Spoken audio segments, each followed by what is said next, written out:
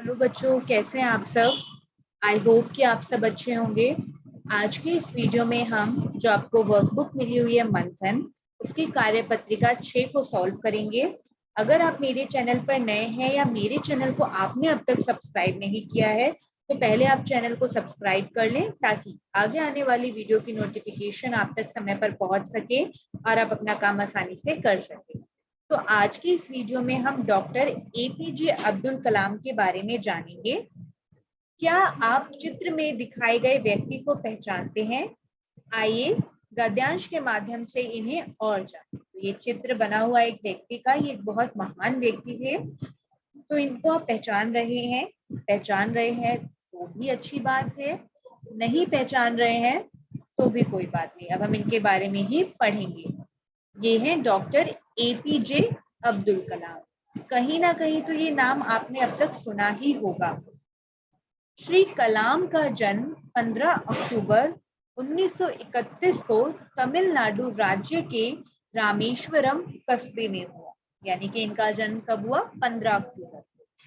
उनका पूरा नाम डॉक्टर अबुल पाकिर जैनुल आबिदीन अब्दुल कलाम, यानी कि उनका इतना बड़ा नाम था इसलिए हम उन्हें शॉर्ट में एपीजे अब्दुल कलाम कहते थे। यानी कि ए पी जे, ए से अबुल, पी से पाकिर, जे से जैनुल आबिदीन अब्दुल कलाम।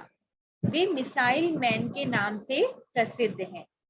उनकी आरंभिक शिक्षा रामेश्वरम के प्राथमिक विद्यालय में पूरी हुई। आरंभिक यानी कि शुरू की जो शिक्षा होती है वो उनकी रामेश्वरम में ही हुई है। हाई स्कूल पास करके 1950 में कलाम ने तिरुचिरापल्ली के सेंट जोसेफ कॉलेज में दाखिला ले लिया। 1958 में कलाम ने एरोनॉटिकल यानी कि जो विमान की इंजीनियरिंग की परीक्षा उत्तीर्ण। 1958 में कलाम ने वैज्ञानिक का पद संभाला। वो एक शिक्षक भी थे, वे एक वैज्ञानिक भी थे, वो अभी आप आगे पढ़ेंगे वो राष्ट्रपति भी थे, राष्ट्रपति थे, प्रधानमंत्री थे, वो आप अभी आगे देखेंगे। सन 1981 में गणतंत्र दिवस के मौके पर डॉक्टर कलाम को पद्म भूषण से सम्मानित किया गया। 11 जुलाई 1992 में वह भारतीय रक्षा मंत्रालय में वैज्ञानिक सलाहकार नियुक्त हुए। उनकी देखरेख में भारत ने 1998 में पोखरण में अपना दूसरा सफल परमाणु परीक्षण किया और परमाणु शक्ति से संपन्न राष्ट्रों की सूची में शामिल है। भारत सरकार ने 1990 में उन्हें पद्म विभूषण तथा 1997 में सर्वोच्च नागरिक सम्मान भारत रत्न से विभूषित किया। 25 जुलाई 2002 को उन्होंने भारत के सर्वोच्च संवैधानिक पद को प्राप्त किया। इस दिन वे हमारे देश के राष्ट्रपति बने। तो देखो, वो शिक्षक भी थे, वो इंजीनियर भी थे, वो राष्ट्रपति भी थे, इतनी सारी चीजें थी। अब कुछ प्रश्न आपसे पूछे गए हैं। दूसरा प्रश्न, पहला तो यही था कि आपको पढ़ना था। दूसरा है बच्चों, गद्यांश को पढ़कर अब्दुल कलाम के बारे में आपको क्या जानकारियां मिली उसको लिखिए। यहाँ पर मैंने आपके लिए लिखा हुआ है, आप देखेंगे और आप इसे अपनी कॉपी में लिखेंगे। एपीजे अब्दुल कलाम का पूरा नाम डॉक्टर अबुल पाकिर जैनुल आबिदीन, इसको काट देना आप, ये वाला गलत है, कलाम था। उन्हें मिसाइल मैन के नाम से भी जाना जाता है। उनका जन्म 15 अक्टूबर 1931 को तमिलनाडु में हुआ। उन्होंने अपनी शुरुआती पढ़ाई रामेश्वरम में करी, फिर इन्होंने तिरुचिरापल्ली के सेंट जोसेफ कॉलेज में दाखिला लिया और वहां से उन्होंने एरोनॉटिकल इंजीनियरिंग की परीक्षा उत्तीर्ण की। ये एक वैज्ञानिक थे। सन 1981 में गणतंत्र दिवस के मौके पर इन्हें पद्म भूषण से सम्मानित किया गया। 11 जुलाई 1992 में भारतीय रक्षा मंत्रालय में वैज्ञानिक सलाहकार नियुक्त हुए। उनकी देखरेख में भारत ने 1998 में पोखरण में अपना दूसरा सफल परमाणु परीक्षण किया। भारत सरकार ने 1920 में उन्हें पद्म भूषण तथा सर्वोच्च नागरिक सम्मान भारत रत्न से विभूषित किया। 25 जुलाई 2002 में वह हमारे देश के राष्ट्रपति बने। यानी कि जो आपने उसमें पढ़ा बस वही आपको अपनी भाषा में लिखना है। अगला है बच्चों, बड़ों की सहायता से दिए गए शब्दों के अर्थ ढूंढकर लिखिए। तो यहाँ पर आपको कुछ शब्द दिए गए हैं। तो पहला शब्द आपको ऐसा दिया गया है, देखिए, प्रसिद्ध। प्रसिद्ध का मतलब होता है विख्यात, आरंभिक यानी कि शुरुआती, प्राथमिक यानी आरंभ का, नियुक्त का मतलब होता है चुनना। ठीक है बच्चों, अब हम आगे बढ़ते हैं इसी के साथ। अगला प्रश्न है, गद्यांश में कुछ ऐसे शब्द भी हैं जिन्हें अंग्रेजी और हिंदी में एक समान बोला जाता है, जैसे मिसाइल और मिसाइल। गद्यांश में ऐसे ही कुछ और शब्द ढूंढिए और नीचे दी गई तालिका में लिखिए और उनके अर्थ भी लिखिए। तो देखिए, क्या है ऐसे शब्द जिसको हिंदी और इंग्लिश में सेम पढ़ते हैं और उनका अर्थ। अक्टूबर, अक्टूबर साल का 10वां महीना। जुलाई, जुलाई साल का 7वां महीना। स्कूल, स्कूल पढ़ने का स्थान। कॉलेज, कॉलेज पढ़ने का स्थान। यानी कि वो शब्द जो हिंदी में भी सेम है और अंग्रेजी में भी सेम है, वो शब्द आपको यहाँ पर लिखने थे। अगला प्रश्न आता है बच्चों आपके पास,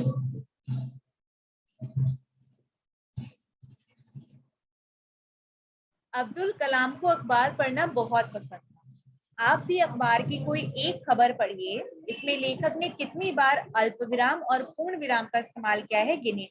बच्चों ये काम आपको खुद से करना है। अगर आपके पास अखबार मौजूद नहीं है, इन केस, क्योंकि हर किसी के घर में अखबार नहीं आता है, तो आप अपनी किताब का भी एक पैरा ले सकते हैं, उसमें बताएंगे। अल्पविराम, ये देखिए, ये छोटा सा जो कॉमा लगा होता है ना, इसको हम कहते हैं अल्पविराम। अल्पविराम का इस्तेमाल तब किया जाता है जब लेखक थोड़े समय के लिए अपने विचारों में ठहराव लाता है, तब हम अल्प विराम का इस्तेमाल करते हैं। जैसे मेरे को बहुत सारे नाम एक साथ बोलने हैं, रमा, सीता, गीता, प्रियंका, अंशी, सूर्यांश। तो ये नाम मुझे लगातार बोलने थे, तो मैंने थोड़े थोड़े सेकंड का गैप लिया। तो इसको अगर मैं कॉपी में लिखूंगी तो अल्प विराम लगा के लिखूंगी, क्योंकि कॉपी में लिखने से मुझे थोड़ी पता चलेगा कि किसने कितनी बार विराम लिया और कितनी देर के लिए विराम लिया। तो इन्हीं चिन्हों से हमें पता चलता है। पूर्ण विराम तब लगता है जब हमारा कोई वाक्य पूर्ण हो जाता है, तब हम पूर्ण विराम लगाते हैं। तो वो आपको गिनकर लिखना है। छठा प्रश्न है बच्चों, डॉक्टर कलाम भारत के राष्ट्रपति थे। चुनाव में जीतकर आए मंत्री आपसी सहमति से राष्ट्रपति का चुनाव करते हैं। आपकी कक्षा का मॉनिटर कौन है? मॉनिटर का चुनाव कैसे हुआ था, वह लिखिए। तो इसमें देखिए, मैंने आपके लिए यहाँ लिखा हुआ है, बस आपको लिखना है। मेरी कक्षा का मॉनिटर, यहाँ पे आप नाम लिखेंगे जो भी आपकी कक्षा का मॉनिटर है। हमारे अध्यापक ने मॉनिटर का चुनाव किया था। मॉनिटर वह बनता है जो पढ़ाई में सबसे होशियार होता है और जिसे अध्यापक सबसे अच्छा बच्चा मानते हैं। ये तो हुई कैसे मॉनिटर चुना गया। अब आपसे अगला प्रश्न पूछा गया है, अगर आपको मौका मिले तो आप अपनी कक्षा के मॉनिटर का चुनाव कैसे करेंगे? आप कैसे चुनेंगे कि आपकी कक्षा का मॉनिटर? अगर मुझे मौका मिलता है तो मैं अपनी कक्षा में मॉनिटर का चुनाव वोटों के माध्यम से करता। सर्वप्रथम उन बच्चों के नाम लेता जिन्हें मॉनिटर बनने में रुचि है। पहले हम उन बच्चों के नाम लेते जो मॉनिटर बनना चाहते हैं। उसके बाद क्लास के विद्यार्थियों से उनका वोट लेता कि वह किसे मॉनिटर बनाना चाहते हैं। जिस भी विद्यार्थी को सबसे ज्यादा वोट मिले होते वही मॉनिटर बनता। तो इस तरह से आप लिखेंगे। अगला प्रश्न है बच्चों, आज भारत के राष्ट्रपति श्री रामनाथ कोविंद और प्रधानमंत्री श्री नरेंद्र मोदी है। अगर आपको याद हो, अगर आपने हाल फिलहाल की न्यूज देखी हो, तो ये राष्ट्रपति चेंज हो गई हैं। अब हमारे देश की राष्ट्रपति कौन है? मैडम द्रौपदी मुर्मू। ठीक है, अब चेंज हो गई है। पहले रामनाथ कोविंद थे। जब ये आपकी बुक बनी है तो थोड़ी पुरानी है, बट अभी चेंज हो गए। तो आपको उनकी जो जिम्मेदारियां हैं उनमें फर्क बताना है। तो उनकी जिम्मेदारियों में कुछ फर्क ऐसे हैं, आइए हम पढ़ते हैं। भारत में राष्ट्रपति देश के प्रमुख होते हैं, तो वही प्रधानमंत्री राष्ट्रपति के बाद आते हैं। यानी कि सबसे बड़ा कौन हुआ? राष्ट्रपति, और उसके बाद कौन आता है? प्रधानमंत्री। भारत समेत कई अन्य देशों में राष्ट्रपति केवल राज्य का औपचारिक प्रमुख होता है, जबकि प्रधानमंत्री सरकार का मुख्य होता है। यानी कि ऑफिशियल कामों के लिए जो होते हैं वो राष्ट्रपति होते हैं, और जो भी सरकार होती है उस देश में उसके वो मुखिया होते हैं, वो होते हैं प्रधानमंत्री। भारत का प्रधानमंत्री देश का सबसे शक्तिशाली व्यक्ति होता है। सबसे पावरफुल व्यक्ति हम कहें तो वो है प्रधानमंत्री। भारत के राष्ट्रपति का पद देश के सर्वोच्च पद पर होता है, यानी कि जो सबसे ऊंचा पोस्ट कोई है वो है राष्ट्रपति का। भारत में प्रधानमंत्री आपातकालीन की स्थिति की घोषणा नहीं कर सकते, जबकि भारत के राष्ट्रपति आपातकाल की स्थिति की घोषणा कर सकते हैं। प्रधानमंत्री का काम सदन द्वारा पारित की जाने वाली नीतियों और विधायकों को देखना है। राष्ट्रपति विधायकों पर अपनी सहमति और सिफारिशें प्रदान करता है। उनकी सहमति के बिना भारत में विधेयक कानून नहीं बना सकते, यानी कि कोई भी कानून आया है तो उनके बिना, उनके साइन के बिना वो लागू नहीं हो सकता है, वो अपनी हामी भरेंगे तभी होगा। गद्यांश में से श्री अब्दुल कलाम का पूरा नाम खोज कर लीजिए, अपने बड़ों शिक्षक से पता कीजिए कि उनके नाम में किन किन का नाम जुड़ा हुआ है। अब देखिए जरा, अगर हम उनका नाम देखें तो उनका पूरा नाम क्या है? अबुल पाकिर जैनुल आबदीन कलाम। तो क्या है भाई, इसमें कितने ना, अबुल पाकिर जैनुल, तो ये सारे इसमें नाम जुड़े हुए हैं, तो आपको उनका पूरा नाम लिखना था। अब हम बात करते हैं इंग्लिश में। Doctor Abdul Kalam was a scientist. Abdul Kalam क्या थे? एक साइंटिस्ट थे। He is also called the missile man. उन्हें क्या कहा जाता था? Missile man. आफ्टर 1983 के बाद, under his leadership, many missiles were developed by the Defense Research and Development Organization of India, जिसे हम DRDO कहते हैं। तो इनके नेतृत्व में, यानी कि जब ये वहां के लीडर थे, तो काफी सारी मिसाइलें बनाई गई, इसीलिए इन्हें मिसाइल मैन भी कहा जाता है। Due to his great contribution in production of missiles, missile को बनाने में इनका काफी ज्यादा योगदान रहा। That is why he is called father of Indian missile program, इसीलिए इन्हें ये कहा जाता है। For his great work with ISRO and DRDO, DRDO और ISRO वही संस्था है जो इन लोगों के लिए काम करती हैं। He was awarded Padma Bhushan in 1981। 1981 में इन्हें पद्म भूषण मिला और पद्म विभूषण मिला इन्हें 1990। अब आपका प्रश्न क्या कहता है? Fill in the blanks with an infinitive using the underlined verb one has done for you। आपको कुछ वर्ब दिया गया है, उसको आपको चेंज करना है। जैसे Abdul Kalam was hard working since his childhood, वो अपने चाइल्डहुड से काफी हार्ड वर्किंग थे। अब आपको क्या करना है बच्चों? अब्दुल कलाम used to, अब आपको क्या करना है? वर्क हार्ड, टू लगाकर इसका मेन वर्ब लगाना है। जैसे his childhood dream was of becoming a scientist, उनका बचपन से क्या ड्रीम था? कि वो साइंटिस्ट बने। अब since childhood he wanted, अब क्या करना है? टू लगाना है और इसका मेन वर्ब क्या है? become a scientist। दोनों का मतलब सेम ही है। अगला है कलाम proudly received the Padma Bhushan in 1981। अब आपको क्या करना है? टू और इसका मेन वर्ब क्या है? receive, वो लगाकर इसको पूरा करना था, तो यहाँ पर कर दिया है। 10th क्वेश्चन आपका कहता है doctor Abdul Kalam was awarded with Bharat Ratna 2। Abdul Kalam को भारत रत्न भी मिला with the help of adults and the internet, internet की सहायता से या अपने बड़ों की सहायता से। Find a few others who have been awarded with the Bharat Ratna along with the year in which they were awarded. तो आपको करना क्या है इसमें? उन व्यक्तियों के नाम ढूंढने हैं जिनको भारत रत्न मिला और कौन से ईयर में। देखिए, मदर टेरेसा को मिला 1980 में, लता मंगेशकर को मिला 2001 में, सचिन तेंदुलकर को भी मिला 2014 में। से कई लोग हैं जिनको ये पुरस्कार मिला है। अब प्रश्न ये पूछा गया है, if you were given an opportunity to talk to anyone of Bharat Ratna awardees. बच्चों, अवॉर्डीज उन्हें कहते हैं जिन्हें ये अवार्ड मिला हो। What would you ask them? Write your questions in the space below। अगर आपको ये मौका मिलता है कि आप ऐसे इंसान के पास जाएं जिसे भारत रत्न मिला है, तो आप क्या प्रश्न पूछेंगे? What were your feelings while receiving this award? ये अवार्ड रिसीव करते हुए आपको कैसा महसूस हो रहा था? Have you ever dreamed of it? क्या आपने कभी इसके बारे में सोचा था? How difficult it was? कितना डिफिकल्ट रहा ये? What is next now? अब आगे क्या? What would you like to suggest us? आप हमें क्या सजेस्ट करना चाहेंगे? There have been many great people all over the world like Mother Teresa, Lord Buddha, Sarojini Naidu, Mahatma Gandhi, Bhagat Singh, who spent their lives serving others।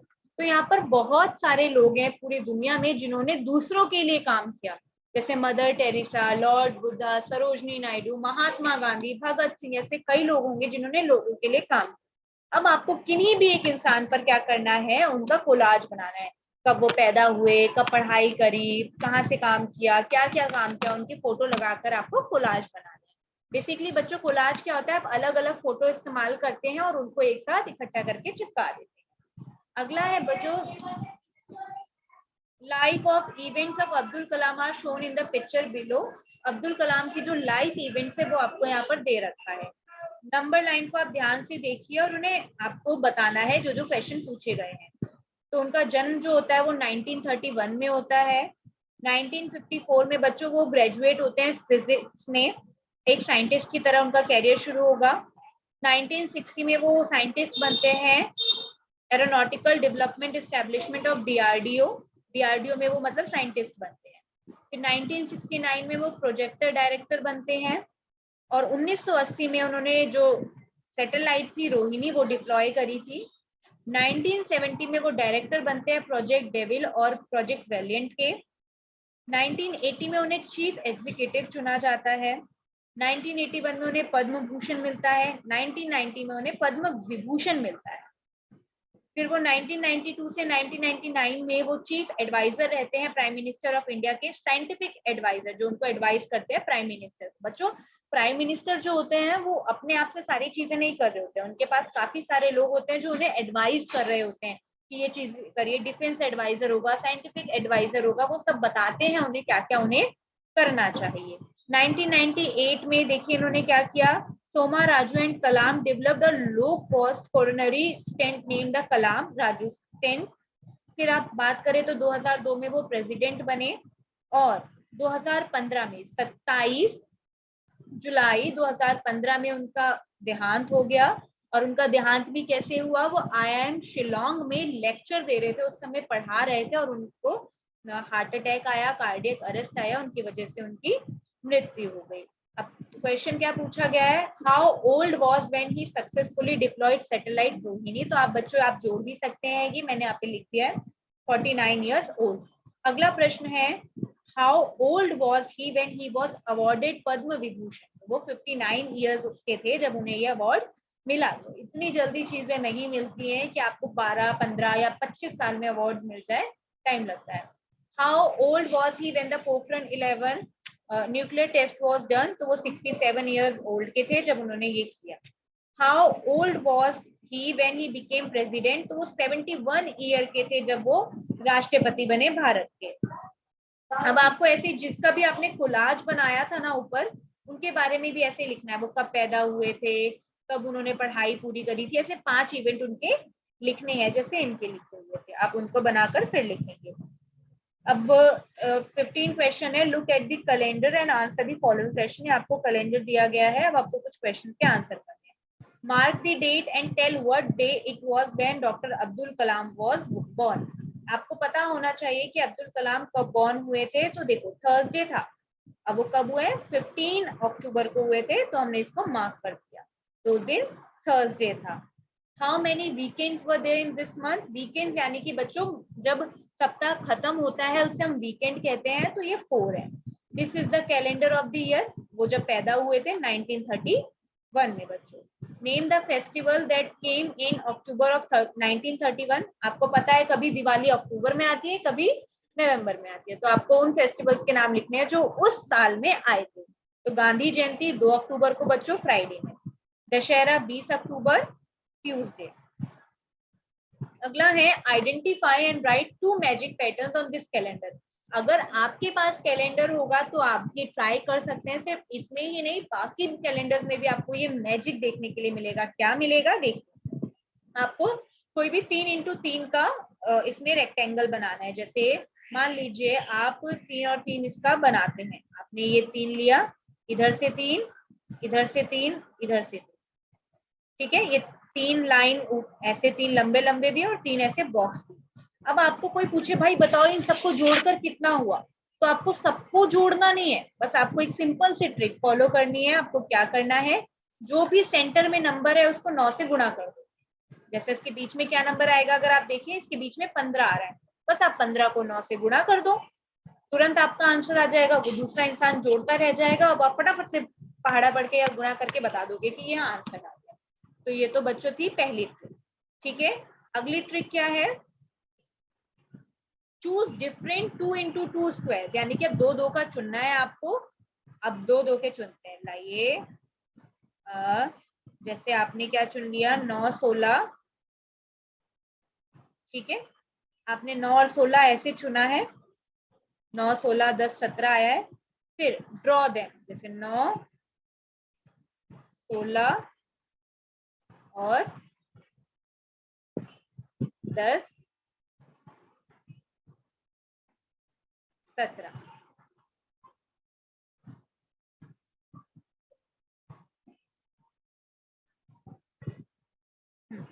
9 16 और 10 और 17।